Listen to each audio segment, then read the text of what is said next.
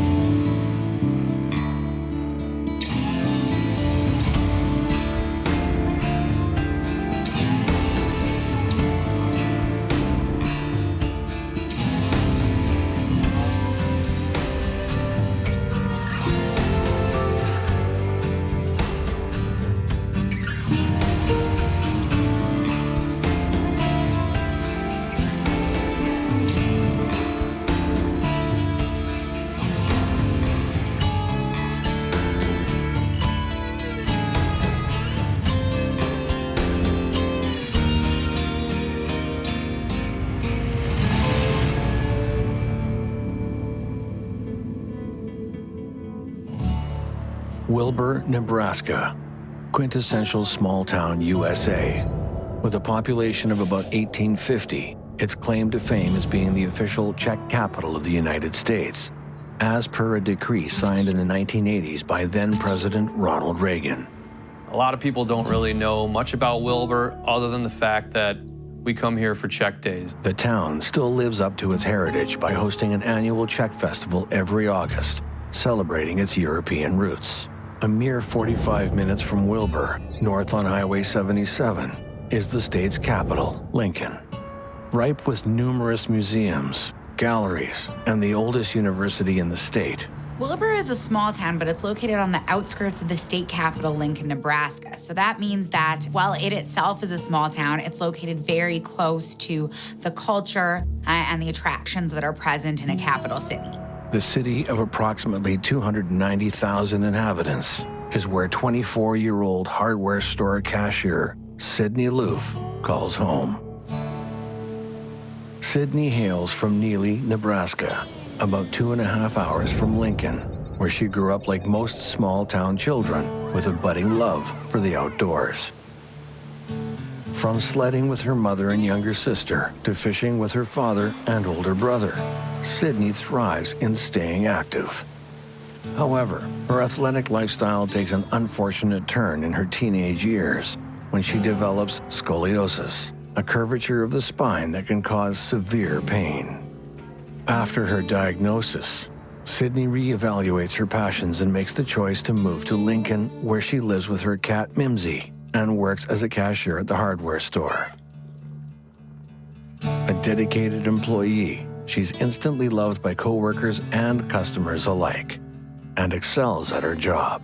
Well, Sydney was a young adult, really trying to find her way in life. She, just kind of did things that 24, 25-year-olds did, still trying to figure out exactly what she was hoping to do and where she was hoping to go, but making a living, having fun, and meeting new people while she was living here. Not only does she care deeply for her work, but Sydney finds joy in helping others. She often goes out of her way for friends who find themselves in a bind. She opens her own home on more than one occasion to help people who simply need a fresh start. She constantly puts others ahead of herself. She's the kind of person who never gives a second thought about taking someone in during their time of need. Sydney, like most young adults with their entire lives ahead of them, is slowly figuring out her purpose. While she finds solace in giving to others and in her love of animals, she still wants something more. She longs for a companion, someone to share experiences with. Sydney Loofe is 24 years old. She wants to meet new people, so she decides to use a dating app to meet other local singles. Dating apps are essentially programs that people have that allow them to select people they're interested in. And if two people ultimately select each other, they would be connected through the app, at which point they'd be allowed to start messaging each other. After several months on the app and a few unsuccessful dates, Sydney and another user match. And it isn't long until they have their first date on the night of November 14th, 2017.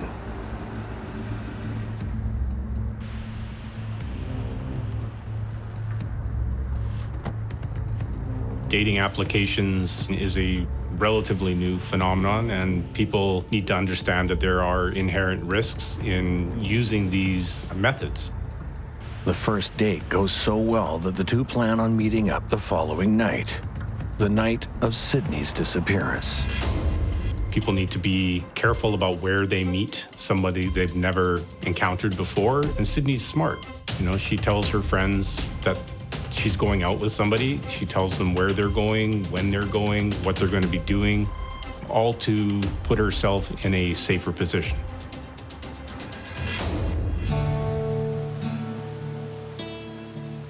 November 15th, 2017 starts out like any other day for Sydney Loofe.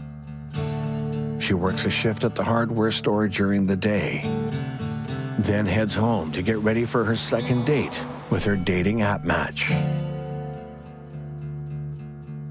At 6:54 p.m., Sydney's phone buzzes. Her date has arrived to pick her up. Sydney grabs her purse and gives herself a nervous final glance. This is what she's been looking forward to. Excited, she heads outside.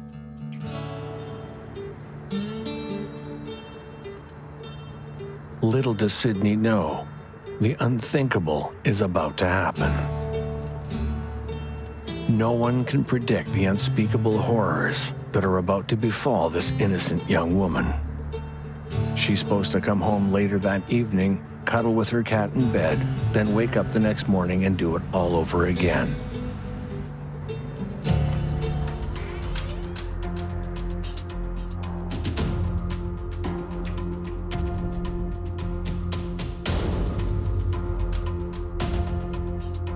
Instead, her life and the lives of others who love her are forever changed when Sydney Loofe disappears.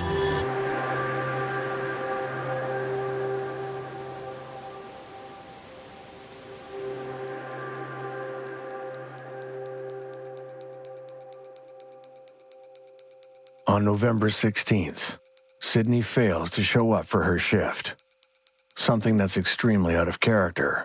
She's never missed a work day without calling in. This is the kind of case you hear about on the news and think, this kind of thing doesn't happen here. It shouldn't happen here.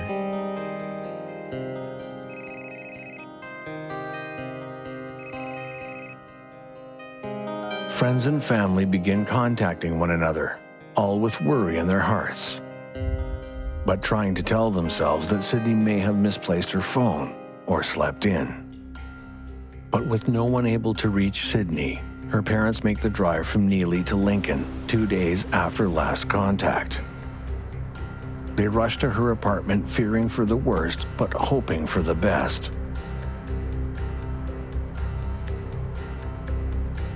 What they find inside confirms their deepest fears.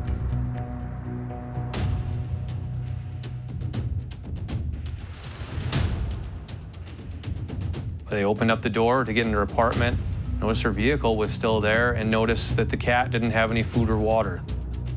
Now, Sydney loves this cat, and so they immediately know that something's wrong because she would never leave it alone without any sustenance. She talked to her parents pretty often. They were pretty close. They hadn't heard from her. They called police almost immediately after that. The immediate time after somebody is reported missing, it's very important. The police need to act quickly. Those first few hours are precious in terms of the investigation.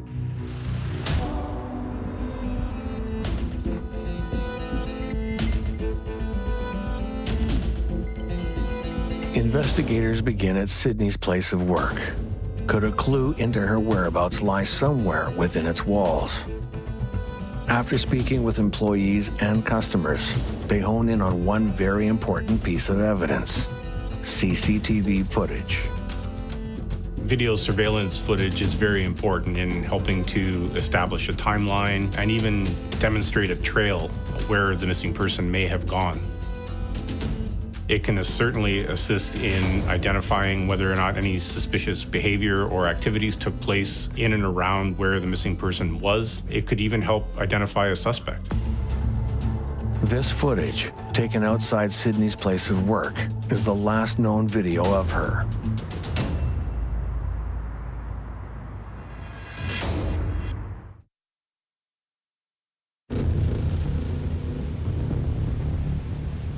Sydney Loofe grew up in small-town Nebraska and eventually moved to the state capital, Lincoln. November 15th, 2017 is supposed to have been a day like any other. She works a shift at the hardware store, then heads home to get ready for a date with someone she's met online.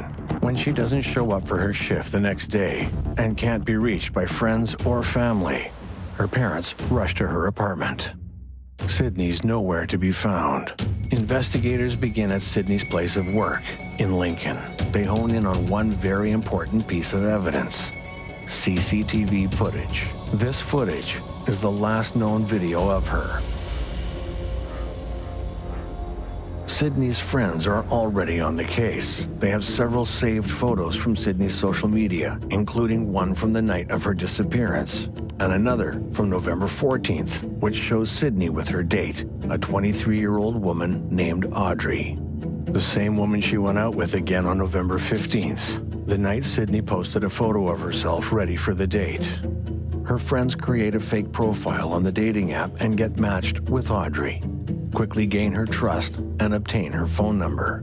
Sydney's friends contact police on November 17th, 2 days after her second date with Audrey.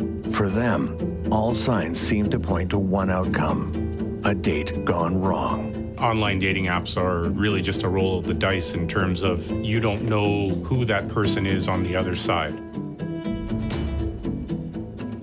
They may be able to keep up a pretense for some time before their true identity is revealed, and that's the inherent danger.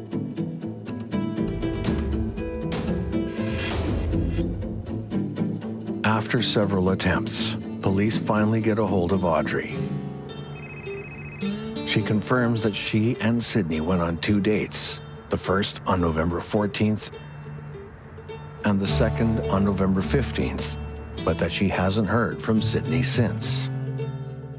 During a second phone call with police the next day, on November 18th, Audrey claims that on the night of the 15th, she picked Sydney up from her apartment and that they drove around Lincoln and smoked marijuana.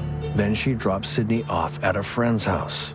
She claims they made plans to see each other again the following day, but hasn't heard from her since. Investigators look into Audrey's version of events, and while they don't remove her entirely as a suspect, they do begin to look into other scenarios of what could have happened to Sydney. Is it possible that Audrey is telling the truth? If so, what transpires after Sydney is dropped off at her friend's house? Could it be that the investigators have been looking in the wrong direction?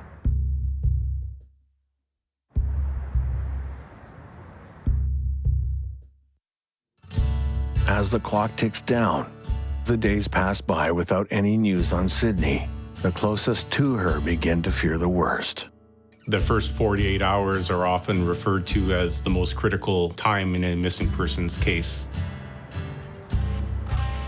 Evidence only lasts so long in many instances, and often it can be degraded the longer it sits and nobody detects it. Video footage can be overwritten, whether accidentally or just over the passage of time, and people forget things. The longer they go without having to think about something, the less likely they are to remember those small details. Police continue their investigation, exhausting every possible lead. With that persistence and the use of technology, they uncover a key piece of evidence: the last ping from Sydney's cell phone. Ping is a piece of data, essentially, that is transmitted from a cell phone to the nearest cell phone tower where it is stored. Police have been using this information for quite some time in order to help narrow down a geographical area where that ping may have originated from. This particular ping shows Sydney in Wilbur, Nebraska, the night of her disappearance, a small town with a population of 1850. It's the kind of place where everyone is on a first-name basis, a place where secrets are hard to keep. Back in Lincoln, police try to locate another ping, but with no luck. They come to the conclusion that her cell phone's either been turned off or destroyed. With a possible location uncovered, investigators are still at a loss. The days have turned into weeks, and Sydney is still missing. With only one person of interest who maintains their story and no other evidence, the outcome into finding Sydney is beginning to look grim. There's nothing worse than not being able to find the answers for the family of a missing person. No investigator wants to allow their case to grow cold. While Sydney's family struggles to come to terms with her horrendous reality, the whole state of Nebraska is on high alert for either Sydney herself or anyone who may have more information into her whereabouts. Friends create the Finding Sydney Loofe social media page as a way to help the investigation and to receive tips, while also spreading the word about Sydney. And as the investigation continues, Sydney's hometown of Neely bands together. At Sydney's former high school, about 250 people gather for a candlelight vigil with hope of Sydney's safe return. Sydney's family does not attend. They find it too difficult.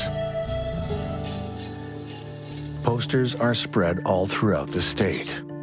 Billboards are erected. Sydney's family release photos of her tattoos, the most prominent being lyrics on her inner right arm, all with hope that this information may help to locate her. Investigators essentially pull out all the stops. They put up pictures of Sydney everywhere. Nobody in Nebraska could turn their head without seeing a picture of Sydney. This keeps her top of mind, and they also are aware that they need to keep looking for her. As other families enjoy each other's company during the holiday season, Sydney's family and friends can only wonder where she could be. Police are tight-lipped with any new leads or evidence that may have been uncovered, which leads the Loofe family to draw their own conclusions. The Loofe family believes Sydney has been abducted. If this theory proves to be true, who could have taken Sydney? And what could their intentions be?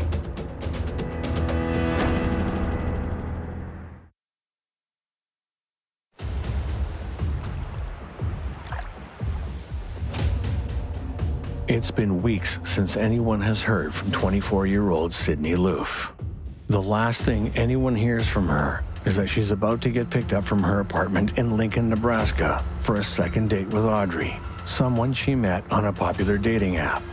Audrey claims that after their date on November 15th, she drops Sydney off at her friend's house. Her parents go to her apartment. There, they find a cat without food and water. And that's when they know something horrible has happened.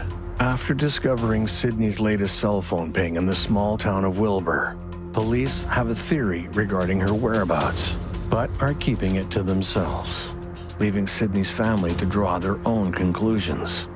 They believe Sydney may have been abducted.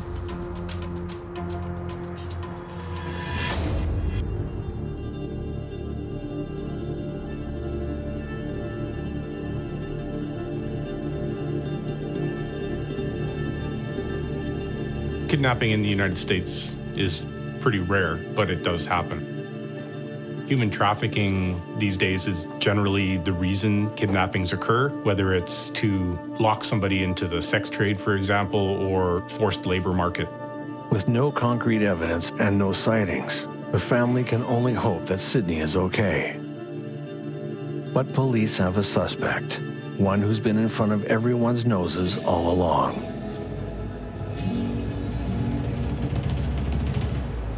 In the days following her disappearance, Sydney's friends create a fake profile on the dating app and find Audrey, Sydney's date. They quickly befriend her, convincing her to give them her phone number.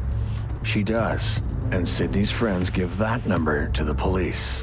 Investigators are able to reach Audrey and speak to her. Audrey tells her side of the story. She and Sydney went on a date. Then she dropped her off at a friend's house and hasn't heard from her since. But investigators aren't 100% sold on Audrey's innocence. They keep the young woman as a person of interest. And it isn't long before their patience pays off. Authorities discover that Audrey isn't an Audrey at all. Her real name is Bailey Boswell, and she has more than a dozen federal fraud charges on her rap sheet, including an accusation that she defrauded 2 people out of more than $400,000. In total, she has more than 14 counts against her, and each of those comes with the possibility of up to 10 years in prison. Those charges, and the fact that she's the last person to see Sydney Loofe, are enough to bring her in for questioning.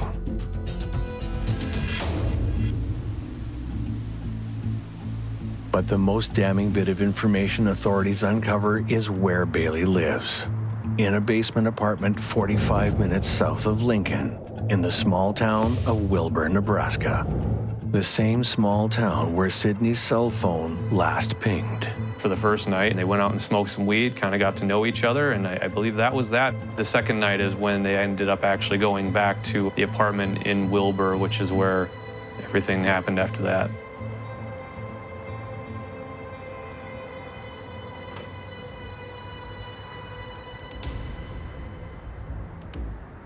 Police execute a search warrant for Bailey's basement apartment in Wilbur, located only a block away from the community's public schools.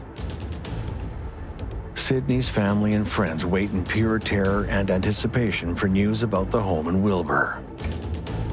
But they're heartbroken to hear that Sydney isn't there, and neither is Bailey. Police also take notice that the apartment has been thoroughly cleaned. The smell of bleach overpowers the small space. They log several items of interest as well, including Viagra and 17 sex toys. With Bailey Boswell nowhere to be found and an apartment that's been cleaned down to the bones, investigators now believe the worst has materialized. They believe Sydney Loofe has been murdered. Their only hope in finding the answers now rests with locating Bailey Boswell. But Nebraska is the 16th largest state in the country, with a combined population of nearly 2 million people. Bailey Boswell could be anywhere. She could have even left the state. Surveillance video footage can be like following a trail. One piece of footage leads to another. In the case of Bailey Boswell, when police start following her trail, they realize she hasn't covered her tracks well enough. When the media get wind of Bailey's possible involvement, she releases a video on social media proclaiming her innocence. I met her on a Tuesday. We drove around Lincoln, smoked weed, had a great time. We hit it off. I dropped her off at home, picked her up the next night at her house. We made our way to my house where we smoked.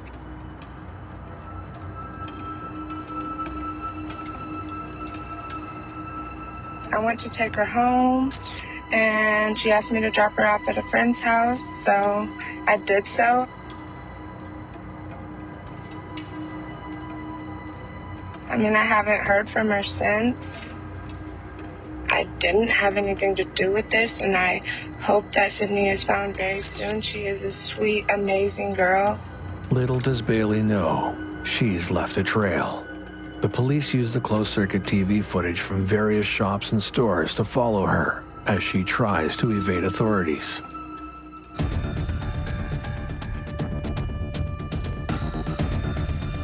On November 30th, 2017, 15 days after Sydney's disappearance, Bailey is apprehended in Branson, Missouri, nearly 6 hours south of Wilbur.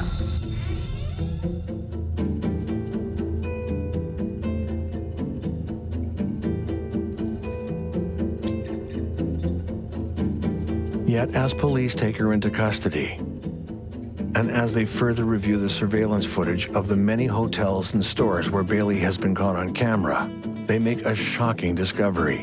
In all of the footage, Bailey isn't alone.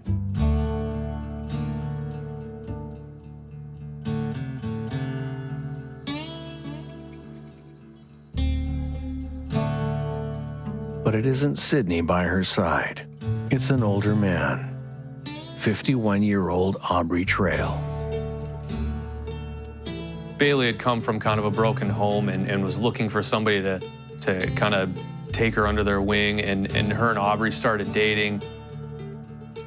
They started, doing drugs together. They also started, stealing these antiques and kind of getting a good thing going for them. Aubrey always said he had money, and Bailey was right there with him. But Aubrey is painting a completely different picture than the ones authorities are.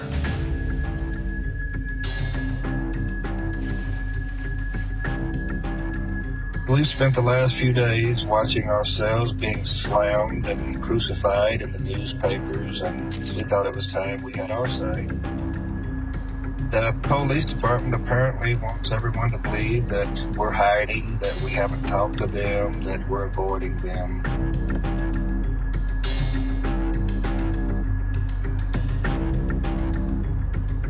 We both wrote long statements telling them everything we know. We repeatedly called the Lincoln Police Department. We were told to quit blowing up their phone, even though we told them, hey, do you understand that we're the people you're looking for? They're telling you that they have all these leads, that Sydney was last seen in Wilbur. What they're not telling you is that we are the two people who gave them all these leads. Police find and arrest Aubrey Trail. Yet even with the two main suspects in custody, the question on everyone's mind remains: where is Sydney Loofe? And how is Aubrey Trail involved in all of this? Aubrey Trail and Bailey Boswell, you're in more or less what even Aubrey Trail would call a criminal racket. They kind of just moved around the Midwest area, buying and selling antiques. Most of them were stolen. Aubrey Trail admits that. And then they would sell them, and that's how they got money. Aubrey Trail and Bailey Boswell also invited young girls who may not have had a direction in life or maybe looking for a family or had a broken family of their own, invited them into their family. He would give them money and more or less they would become a family, or then they would engage in sexual encounters with each other, and he would pay them and tell them that they were one of his girls.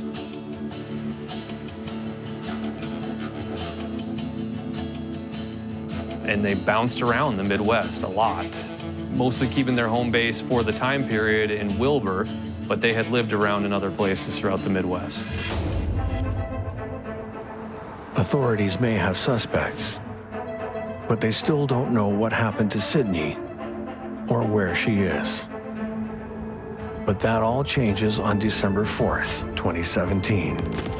When Sydney Loofe's remains are found scattered about an hour west of Wilbur, near the rural town of Edgar, Nebraska. Along the empty country roads, investigators discover her dismembered body. Her assailants cut her body into 14 pieces and placed them into garbage bags. They found multiple trash bags with body parts in all kinds of different areas, just cut up in various ways throughout all these trash bags. Of the 14 bags, only 13 are recovered. The forensic pathologist examines the female remains and is able to identify them as Sydney. Identification is based on the lyrical tattoo that was located on her right arm. They also determined that Sydney's cause of death was from asphyxiation, as there were signs of petechial hemorrhaging. From this, it is concluded that somebody strangled Sydney to death before dismembering her body. But you would think by dismembering an entire person's body inside of a small apartment, there would be some sort of evidence, whether it be blood spatter, hair, any sort of DNA that was left there. But there was nothing that investigators found. Only a true psychopath has the ability to do what was done to Sydney. A psychopath is typically somebody who is incapable of showing remorse for their actions. They may or may not have had interactions with the police in the past, and they're masters of manipulation.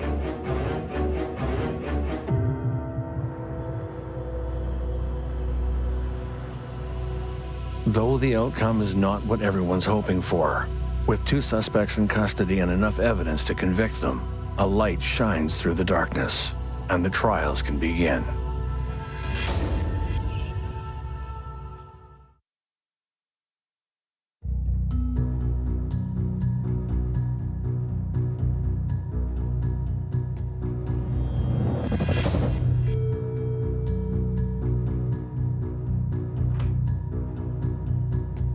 Missing Sydney Loofe is discovered to have met a horrific end.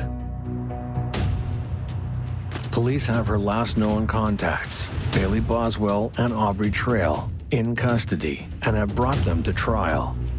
I didn't have anything to do with this, and I hope that Sydney is found very soon. She is a sweet, amazing girl. Family and friends wait with bated breath to find out what really happened to Sydney.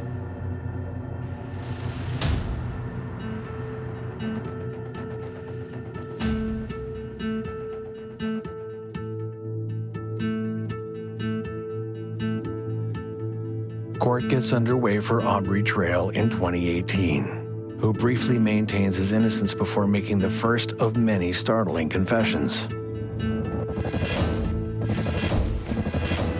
In February of that year, he admits to causing Sydney's death, but claims it's an accident. The court has to consider all the evidence that's presented to the court. So if Aubrey says that it's an accident, that's definitely something that the court has to weigh whether or not they think that that's what likely occurred. If it is determined by the court that it was an accident, it could certainly lead to a lesser charge, manslaughter, criminal negligence, or something that has to do with tampering with a body after death.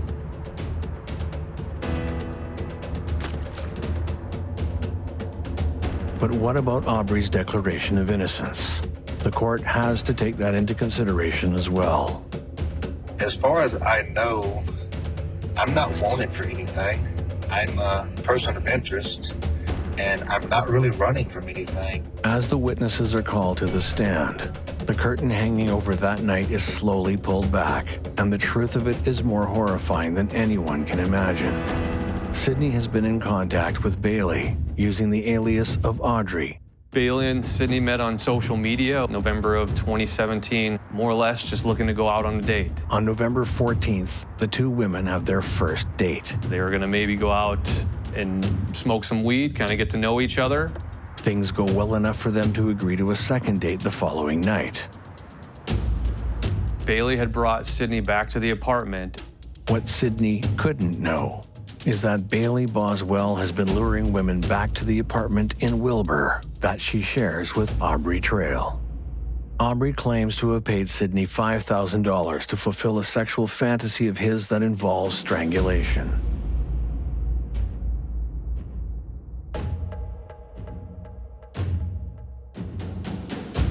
He says she's a willing participant and that she's even excited to partake, but that the evening goes too far, and he ends up accidentally strangling her.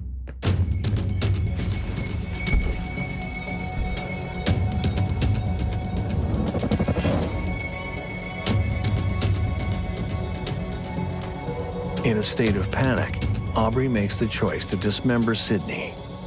Somehow he dismembers the body, drains all the blood, and it's all cleaned up so there's no evidence of her blood even being in the apartment. Aubrey divides her remains into 14 garbage bags, then drives around the Nebraskan countryside. They start driving west of Wilbur, And first off, they're throwing out some of her belongings out the window, her cell phone, which is later recovered along a highway west of Wilbur. Then they go even farther west of Wilbur and dispose of her body just in some brush off the side of the highways. For the longest time, Aubrey, one of his many stories, said that he never planned to kill Sydney, that she had a medical seizure while they were engaging in sexual acts.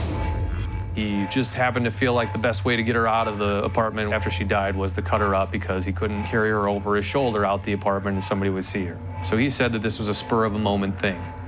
However, it becomes clear rather quickly that Sydney's murder is not a spur-of-the-moment thing. It's premeditated, and prosecutors have the evidence to back up their claims. In Nebraska, first-degree murder can either be designated as a Class 1 or a Class 1A felony, and that depends on the aggravating or mitigating circumstances of the offense. Closed-circuit TV footage shows Bailey Boswell and Aubrey Trail out and about the morning of November 15th. They showed him going to buy drop cloths, going to buy hacksaws, going to buy tin snips, and even meat grinders at places hours or days before Sydney was murdered. They also had video of Bailey buying more drop cloths and things that were actually being used to kill or to cover up the murder. That really showed that this was premeditated. Bailey Boswell and Aubrey Trail had gone there to buy things to more or less cover up a crime or to dismember a body. The landlord testifies that she smells an overpowering stench of bleach the day after Sydney's disappearance.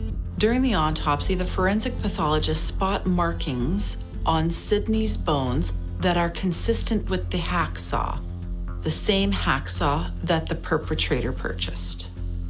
Her remains also show a sign of a struggle, which indicated that she attempted to fight back. The footage clearly shows the two suspects purchasing these items, but the most chilling footage of them all is when Aubrey Trail walks through the door of Sydney Loofe's work, just as she exits. She doesn't appear to notice him, but he notices her.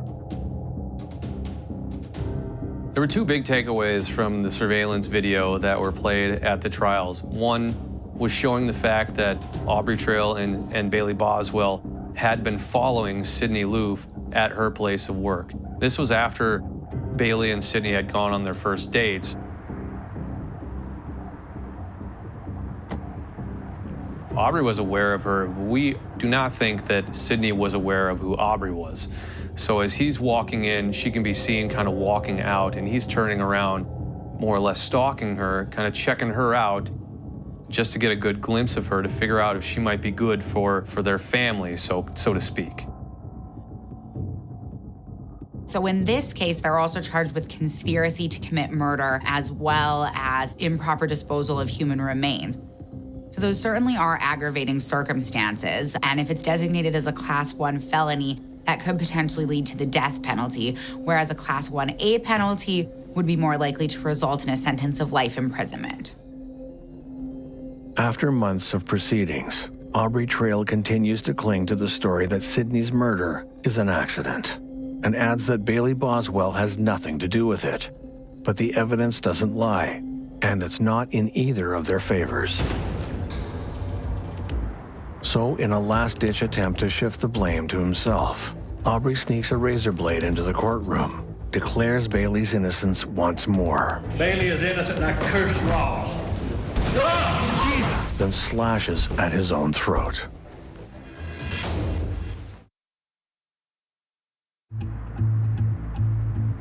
Bailey Boswell and Aubrey Trail are convicted of the murder of Sydney Loofe. And after slashing his throat in court while trying to clear Bailey's name, the trial continues on without Aubrey. And as for the claim that Bailey has nothing to do with Sydney's murder, I gave her my number. I haven't heard from her since. What actually happened in that apartment, we don't really know. But to say that Bailey Boswell had no part in it, I think is completely false. I really don't even know what else to say. I didn't have anything to do with this, and I hope that Sydney is found very soon. She is a sweet, amazing girl. She had as much of a part in disposing of the body as Aubrey Trail did. She can't sit there and say that she was just an innocent party when she allowed this to happen. She didn't cover her ears and eyes for days and days. Starting with luring Sydney to dismembering the body, disposing of the body, and then ultimately being on the run for days after that. With Aubrey's trial wrapped and his verdict to come, Bailey's trial begins. As more witnesses take the stand, the events portrayed in Aubrey's trial take a twisted and unexpected turn in Bailey's, painting an even clearer picture of their lifestyle and claiming that the two accused have a mutual goal in mind: to take an innocent life. Bailey Boswell uses a popular dating app as a means to lure women to Aubrey Trail and into their self-proclaimed cult. Witnesses claim that Aubrey calls himself the daddy vampire and that the women he and Bailey bait are his witches. Bailey talked to a lot of the girls in their so-called family about killing and did talk to them about how she was almost excited about killing, and even would talk about one of their girls killing another one of their girls.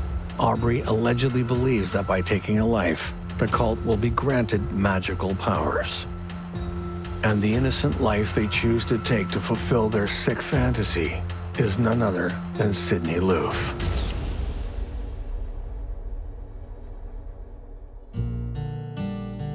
I think Aubrey and Bailey did love that lifestyle and were never wanting to give that up. They loved the free life sexually, to experiment with others and to have all kinds of sexual encounters. Ultimately, that's why Aubrey said he killed Sydney Loofe.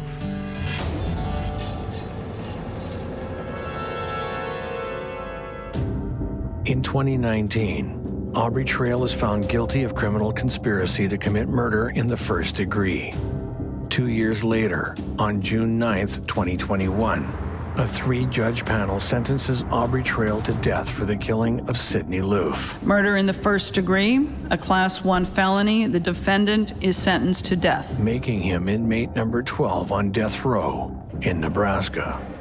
On October 14th, 2020, it takes the jury only 3.5 hours to reach Bailey Boswell's verdict: guilty of first-degree murder, guilty of conspiracy to commit murder, and guilty of improper disposal of human remains.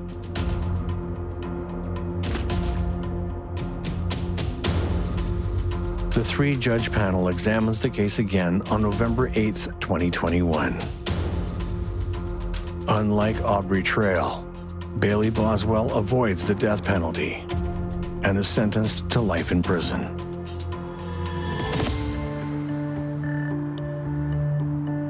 24-year-old Sydney Loofe had her whole life in front of her. She cared for others more than she cared for herself. She loved animals, her family, and her job as a cashier. Her memory lives on in the communities of Nebraska that she called home. I would say Wilbur is different somewhat now because people know this stuff can happen in your town. It's not just a big city, and something this horrific did happen right there, and they had to drive by those areas every day. Several benches around the state are named in her honor, all to ensure that Sydney Loofe and her vibrant, giving spirit will never be forgotten.